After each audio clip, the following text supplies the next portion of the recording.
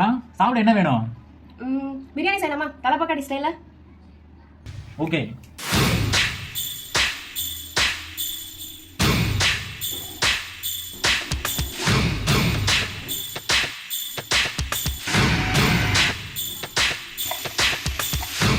தங்க நிறத்துக்குத்தான் தமிழ்நாட்டை எழுதி தரட்டுமா?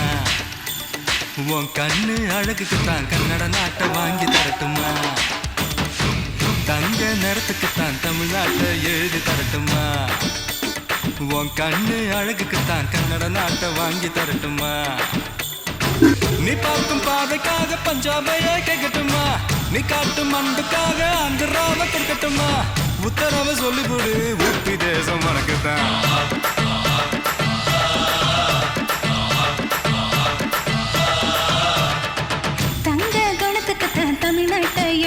சிறப்பான ஆளுமை.